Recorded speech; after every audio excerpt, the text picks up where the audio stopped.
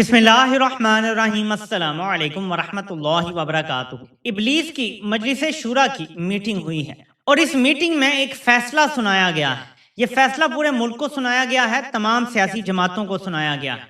कुछ चीजें हैं जो आपके सामने रखता हूँ कि इस मीटिंग में क्या बातें हुई और यहाँ पे बैठ के जो अलामिया आया है वो भी आपको बताता हूँ कि क्या बात की गई है। नाजरीन, सबसे पहले हम ये खबर देखते हैं जो शेयर हो रही है। फरसूदा इंतजामी निजाम को सिर्फ नए सूबों के कयाम से ही रीसेट किया जा सकता है। सिक्योरिटी जराए से ये खबर चलाई गई कि ये जो फरसूदा इंतजामी निजाम है ये आइन तोड़ने से खराब नहीं हुआ, ये जमहूरियत बर्बाद करने से खराब नहीं हुआ, ये इलेक्शन चोरी करने से खराब नहीं हुआ, बल्कि ये नए सूबे न होने की वजह से खराब हुआ है। तो अब शौक ये हुआ है जर्नैलों को कि हम नए सूबे बनाने जा रहे हैं और ये फैसला सुना दिया गया है तमाम सियासी जमातों को कि तुम्हें कबूल है या नहीं है, हम नए सूबे बनाने जा रहे हैं। तो एक तो ये फैसला कर दिया गया है। दूसरा वही रवायती बढ़के मारी गई हैं कि मुल्क के मौजूदा सिक्योरिटी हालात और दरपेश चैलेंजेस पर गौर के लिए होने वाली एक कैंप सिक्योरिटी बैठक में इस बात पर जोर दिया गया कि पाकिस्तान को पुरअमन, मुस्तहकम और खुशहाल बनाने के लिए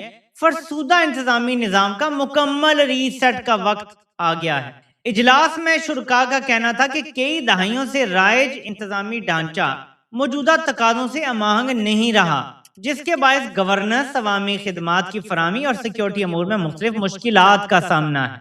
बैठक के शुरका ने इस बात पर इत्तफाक किया कि मौजूदा इंतजामी निजाम को मौसर अंदाज में रीसेट करने का काबिल अमल हल नए सूबों का क्याम है ताकि इंतजामी अमूर को ज्यादा मौसर, शफाफ और अवाम के करीब बनाया जा सके। इजलास में इस बात पर भी जोर दिया गया कि मुल्क के मौजूदा मसाइल और मुस्तकबिल के सिक्योरिटी चैलेंजेस से निपटने के लिए इंतजामी इस्लाहात नागुज़ीर हैं, जबकि नए सूबों के क्याम से रियासती इदारों की इस्तेदाद कार में बेहतरी, वसाइल की मुनसिफाना तकसीम और अवामी मसाइल के हल में मदद मिल सकती है। बैठक के शुरका का कहना था कि पाकिस्तान के पुरअमन और मुस्तहकम मुस्तकबिल के लिए तवील मुद्दती इस्लाहात पर संजीदगी से गौर करना वक्त की जरूरत है।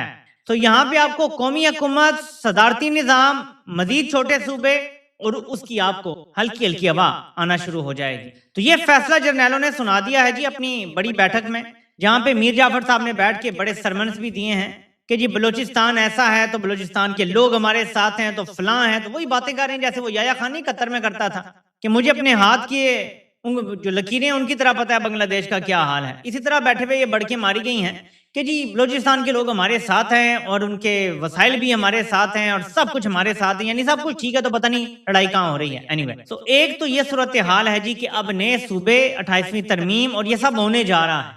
फैसले इसके सुना दिए गए, लेकिन इस दौरान मेरे पाकिस्तानियों बहुत बड़ी इंटरनेशनल डेवलपमेंट हुई है और फजलुर रहमान को दी गई चाबी की एक और वजह भी सामने आ गई है। मैंने आपको ये बात तो बताई थी कि फजलुर रहमान को बाकी कुव्वतों को, खासतौर पे अमेरिका को दिखाने के लिए और एक नैरेटिव बनाने के लिए चाबी भरी गई है। उस नैरेटिव में अब एक और चीज सामने आ गई है जो शायद बाकी हर चीज से ज्यादा खतरनाक है। मैं आपको वो बताने से पहले जरा दिखाना चाहता हूँ कि दिल्ली की पुलिस ने काकूल अकेडमी से ट्रेंड जर्नैलों से एक सबक सीख लिया है। वो क्या है, जरा ये सुने। हमने नोटिस किया है कि सोशल मीडिया में कुछ मिस इन्फॉर्मेशन फैलाने की कोशिश की जा रही है। अभी तक 400 से ज्यादा Pakistani social media handles identify किए जा चुके हैं जो इस सिचुएशन का फायदा उठाते हुए फेक कंटेंट और र्यूमर स्प्रेड कर रहे हैं। उनको ब्लॉक कराया जा रहा है। ये वही सोशल मीडिया हैंडल्स हैं जो ऑपरेशन सिंदूर के दौरान भी एक्टिव थे। उनका सिर्फ एक ही मकसद है, लोगों को भड़काना और स्पेशली स्टूडेंट्स का ध्यान भटकाना। मेरी आपसे अपील है कि बच्चों की सेफ्टी के लिए किसी भी फेक पोस्ट, एडिटेड वीडियोस या एनोनिमस हैंडल से किया हुआ कोई भी पोस्ट के भड़कावे में ना आए। किसी भी पोस्ट को शेयर करने से पहले फैक्ट चेक करो। र्यूमर्स बिल्कुल वही जो ISPR का बयानिया है ना कि इंडिया से ये अकाउंट ऑपरेट हो रहे हैं। दिल्ली पुलिस ने भी बयानिया चला दिया है कि 400 अकाउंट पाकिस्तान से ऑपरेट हो रहे हैं जो स्टूडेंट्स के साथ मिलकर ये सारी खराबी कर रहे हैं। सेम बयानिया, डिट्टू कॉपी। पाकिस्तानी जर्नैलों और मोदी में कोई फर्क नहीं, ये एक दूसरे की कार्बन कॉपी हैं। ये एक ही सिक्के के दो रुख हैं। जैसे इमरान खान कहते थे ना कि नवाज शरीफ और जरदारी एक ही सिक्के के दो रुख हैं और ये इकट्ठे हो जाएंगे। इनका गठजोड़ देखें कि बयानिया भी एक जैसा है। ऑपरेशन सिंदूर के दौरान, सो कॉल्ड जो ऑपरेशन सिंदूर था, मेरा चैनल इंडिया में इन्होंने ब्लॉक करवाया था। ये इसी तरह के हवाले दे रहे हैं कि तब भी हुई थी मिस इन्फॉर्मेशन तो हम दोबारा ब्लॉक करवाने जा रहे हैं। मेरा चैनल इंडिया में ऑपरेशन, सो कॉल्ड ऑपरेशन सिंदूर के दौरान से ब्लॉक है और इसी तरह इंडियन गवर्नमेंट ने यूट्यूब को शिकायत लगा के मेरा चैनल इंडिया में ब्लॉक करवाया। सो हमारे चैनल इंडिया में ब्लॉक होते हैं जिन पर पाकिस्तान की कंपनी सरकार, मोदी के नुमाइंदे जो पाकिस्तान में हैं, वो मुल्क दुश्मन होने का इल्जाम लगाते हैं। हमारे अकाउंटों से भारत को भी तकलीफ है। अभी आप देखेंगे कि मेरा सच की तलाश का जो चैनल, जिसमें मैंने खाली एक वीडियो डाल दिया है इस प्रोटेस्ट के हवाले से, अगर इनका बस चला तो ये वो भी ब्लॉक करवा देंगे। तो ये नैरेटिव है मेरे पाकिस्तानियों इनका, जो हमारे जर्नैलों का भी सेम नैरेटिव है। जहां भी फस्तायत होती है, नैरेटिव यही होता है कि अपनी गलतियों को ताइयों से सीखना नहीं है, इंप्रूव नहीं करना, बल्कि किसी और पे इल्जाम लगा देना। भारत में बयानिया होता है ISI करवा रही है, पाकिस्तान में बयानिया होता है रॉ से हैंडल हो रहे हैं लोग, उनका पैसा चल रहा है। ये दोनों बयानी गलत। आपके मेन स्ट्रीम मीडिया में, आपके मेन स्ट्रीम जो यूट्यूब के या सोशल मीडिया अकाउंट, उनमें से कोई भी क्रॉस बॉर्डर भी ना कोई ISI के लिए काम करता है, ना कोई रॉ के लिए। अगर हम तनकीदी आवाजों की बात करें, हाँ, जो साथ मिलके काम करते हैं वो दोनों तरफ है। जो साथ मिलके काम करते हैं ना जर्नैलों के इधर और उधर मोदी के साथ, उनका है, उनके ज़मीर ही नहीं है। जो तनकीदी आवाजें हैं ना दोनों ममालिक में, वो इंडिपेंडेंट लोग। अब मेरे पाकिस्तानियों, एक बहुत बड़ी डेवलपमेंट हो रही है खित्ते में। इससे पहले आप जरा ये देख लें, ये सिर्फ आगाज है। ईरान के वफ्द के अहम मेंबर प्रोफेसर मरांडी ने ये लिखा है, इसके ऊपर उन्होंने कोट भी किया। मैं सिर्फ ये पोस्ट कर रहा हूँ जो ब्रेंट की इस टाइम प्राइस है, $100 फी बैरल क्रॉस कर गई है प्राइस। और उन्होंने लिखा है कि ये सिर्फ शुरुआत है, यानी इब्तदाई इश्क है, रोता है क्या, आगे आगे देख होता है क्या। गोल्डमैन सैक्स का मैंने आपको बताया था कि उन्होंने $120 से क्रॉस करने का पहले ही कह दिया है, पेशन गोई कर दी है। दुनिया की स्टॉक मार्केट जो है वो पेरिश हो गई हैं। अब एक तरफ ये सूरत हाल है और एक तरफ मोहसिन रजाई का ये बयान में आपको पढ़ के, the delusional president of the United States has gone from the madman game to the desperate man game with his deadly mistakes. The attack on pilgrims in Salamche and threats of infrastructure attacks are nothing but desperation and helplessness. Iran's response to infrastructure attacks will be escalating and severe. यानी Trump जो है वो पहले पागलपन वाली जो game कर रहा था, अब वो डेस्परेट, यानी ट्रंप इस टाइम डेस्परेट हुआ है। और जो उसने अभी हम पे हमले किए हैं, पिलग्रिम्स पे भी हमले किए हैं, इनका बड़ा सख्त रिस्पांस और रद्द-ए-अमल आएगा। इसके बाद मेरे पाकिस्तानियों, आज की सबसे बड़ी खबर आती। ट्रंप कहता है कि सऊदी अरब से जोरी मुआहदा, अमरीकी सदर डोनाल्ड ट्रंप ने इब्राहिमी मुआहदे में शमूलियत की शर्त रख दी। अमरीकी महकमा तवानाई और सऊदी अरब के दरमियान सिविल जोरी मुआहदा मंजूर कर लिया जाएगा। ये मुआहदा मुकम्मल तौर पर इब्राहिम अकॉर्ड में सऊदी अरब की शमूलियत से। ये ट्रंप की असल पोस्ट है जिसमें वो लिखता है कि हम सऊदी अरब के साथ डील तो कर रहे हैं न्यूक्लियर की, लेकिन it is totally subject to Saudi Arabia joining the very respected and successful Abraham Accords. The United States is not opposed to civil non enriched nuclear facilities. Thank you for your attention to this matter. Trump को nuclear का कुछ पता नहीं है कि वो अगर nuclear बमों के लिए करो या एनर्जी के लिए करो या अद्वियात बनाने के लिए करो, होता तो वो एनरिच है ना। ये तो उसकी क्वालिटी पर है कि कितने परसेंट एनरिच है। वेपन ग्रेड को 90% प्लस करना पड़ता है। तो ट्रंप को पता चलता कुछ नहीं है इस चीज के बारे में, साइंटिफिकली उसको नहीं पता कि यूरेनियम की क्या होता है। लेकिन वो ये कह रहा है कि हम ये मुआहदा उनसे जो कर रहे हैं, इस पे साइन भी होंगे सब कुछ, लेकिन सऊदी अरब को इब्राहिमी मज़ाहिब के मुआहदे पे दस्तखत करने पड़ेंगे, यानी इसराइल को तस्लीम करना पड़ेगा। अब आपने इस खबर को जरा समझना है, डॉट में आपको कनेक्ट कर देते। फजलुर रहमान लॉन्च होता है और वो जर्नैलों को पढ़ जाता है कि तुम हमसे लश्कर बनाने का कह रहे हो, जबकि मुझे अब महसूस हो रहा है कि कहा गया है कि जनाब आपकी सपोर्ट की जरूरत पड़ेगी, क्योंकि अगर सऊदी अरब ये करता है तो हमें तो उसके साथ करना पड़ेगा। तो हमें तमाम मदारिस की, तमाम उलमा की सपोर्ट आपने लेकर देनी है। फजलुर रहमान को लगा कि मेरा तो पलड़ा भारी हो गया है, क्योंकि ये जो मांग रहे हैं उस पर तो मैं कुछ भी ले सकता हूँ। उसने फिर अपनी डिमांड्स पर्दे के पीछे रख दी और सामने आके उसने चढ़ाई कर दी जर्नैलों। अब जर्नैल मजबूर हुए में इंटरनेशनल एस्टेब्लिशमेंट की वजह से। और मैं जो बात कह रहा हूँ उसका सबूत भी देख लें। ट्रंप की पोस्ट के नीचे प्राइम मिनिस्टर ऑफ इसराइल की पोस्ट हम देखें, पीएम ऑफिस ऑफ इसराइल की ऑफिशियल पोस्ट लिखते हैं कि the joint American and Israeli military action against the genocidal regime in Tehran and Israel's crushing of Iran's terror access have created the possibility to expand the circle of peace. Abraham accord को वो circle of peace करार दे रहा है। As President Donald Trump has said, Saudi Arabia's joining of Abraham Accords would be an historic leap forward. Peace in the Middle East. Peace through strength. पहले Trump की बात करता है और फिर इसराइल का पीएम भी यही कहता है कि हाँ, सऊदी अरब के ज्वाइन करने से बहुत जबरदस्त किस्म का अमन आ जाएगा खित्ते में और ये जबरदस्त कामयाबी होगी अमन की। अब आपने दोनों चीजों को कनेक्ट करके देखना। टाइमिंग, पाकिस्तान सऊदी अरब से $7.25 अरब का तेल मांगता है और अमेरिका से $10 अरब कैश मांग लेता है। पर्दे के पीछे क्या है, ये खबर है कि सऊदी अरब को कहा जा रहा है इसराइल को तस्लीम करो। सऊदी अरब पाकिस्तान से कह रहा है हाँ भाई क्या करना है कर लें, फिर इकट्ठे ही और पाकिस्तान ने मुंह खोल दिया, जर्नैलों ने इतना बड़ा कि हम तो हाँ ही करेंगे, लेकिन थोड़े से सरकार थोड़े पैसों की जरूरत पड़ जाएगी क्योंकि अवाम हमारी भूखी मारी जा रही है।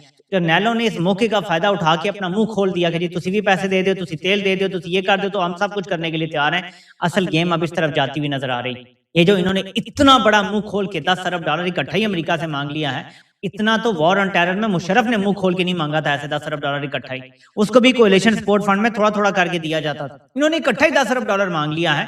जाहिर है पर्दे के पीछे कोई बड़ी डिमांड है जो पूरी करने का कहा जा रहा है, और अब अगर डॉट्स कनेक्ट करें तो आपको समझ आ जाएगा कि पर्दे के पीछे डिमांड क्या है। सो मल्टीपल चीजें, हमें पैसों की जरूरत है, मैशत बहुत खराब है, अगर हालात ठीक ना हुए लोग सड़कों पे होंगे, सड़कों पे आ गए तो इमरान खान को छोड़ना पड़ेगा, नहीं तो ये फजलुर रहमान हमारे ऊपर चढ़ दौड़ा है, मुल्ला है वो आ जाएगा, हमारे लिए बड़ी मुश्किल है, इसराइल को तस्लीम करना भी बड़ा मुश्किल है। देखें ना मुल्ला लॉन्च हो गया और मुल्ला पर्दे के पीछे की भी बातों पे अपना दबाव बढ़ा रहा है, सारी गेम घुमा फिरा के जी सानू 10 अरब डॉलर तुसी दे दो, 6.25 अरब डॉलर का तेल तुसी दे दो तो हमारी थोड़ी सी जो है ना वो बन जाएगी। अब ये सूरत हाल है, ठीक है जी।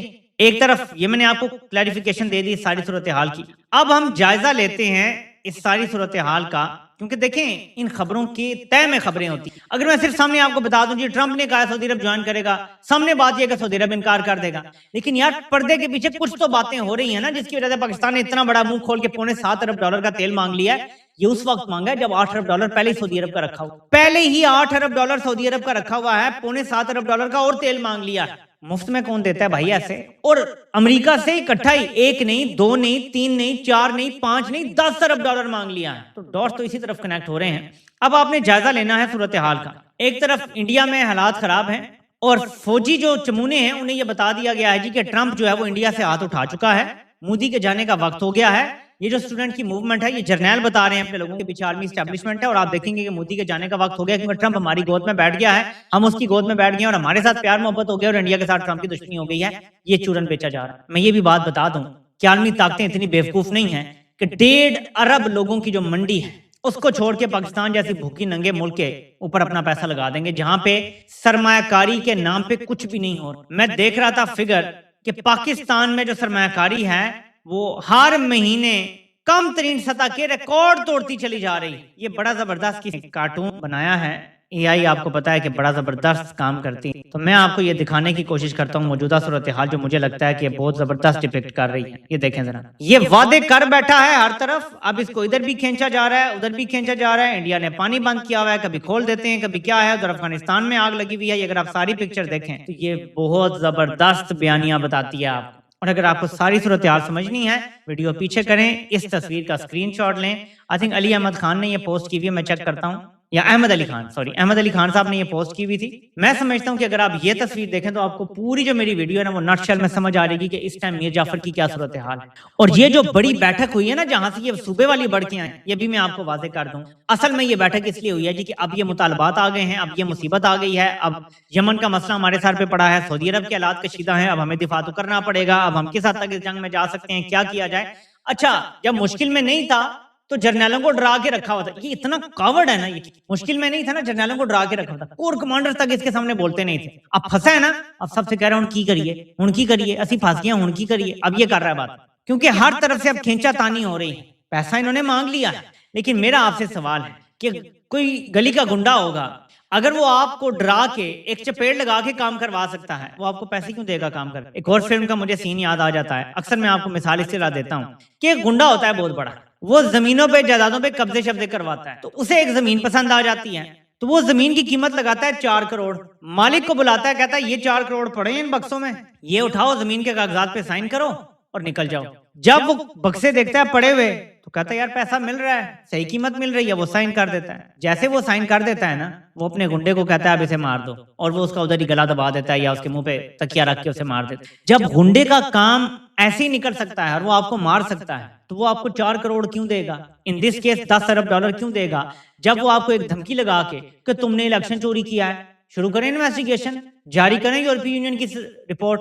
अच्छा, तुमने अफगानिस्तान में जो वॉर क्राइम किया है, जारी करें उसकी रिपोर्ट, आए यूनाइटेड नेशन से एक रिपोर्ट हो, सिक्योरिटी काउंसिल में मामला डिस्कस, फिर आपने झाग की तरह बैठ जाना, फिर आपको सैटेलाइट इमेजेस दिखाए जाने हैं, 26 नवंबर को ये तुमने किया था, मुरीदके में तुमने ये किया था, आजाद कश्मीर में तुमने ये किया था, यहाँ तो, और फिर अरशद शरीफ को जो इन्होंने मरवाया है। आपको क्या लगता है कि दुनिया की एजेंसियां खामोश हैं?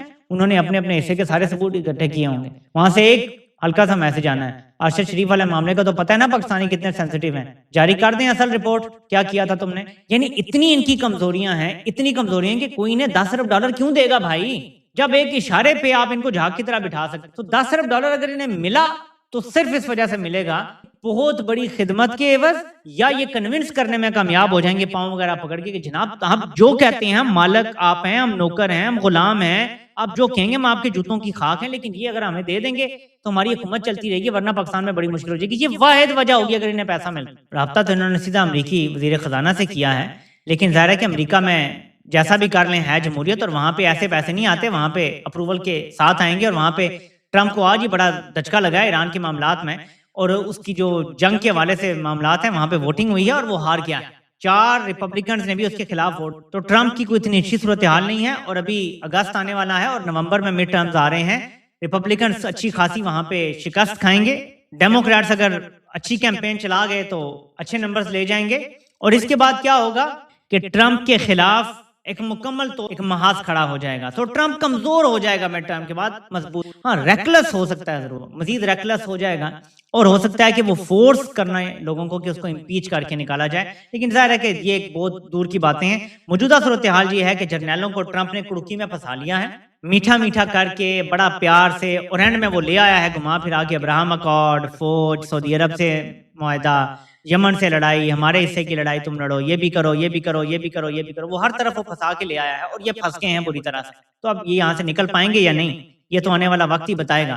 लेकिन एट द मोमेंट तमाम जर्नैल कुड़की में फंसे। और मैं फिर एक एंड में मशवरा दूंगा वीडियो खत्म करने से पहले कि फंस गए हो, निकल नहीं सकते, इमरान खान को रिहा कर दो, उसका इक़्तिदार उसके हवाले कर दो जो अवाम ने उसको दिया था।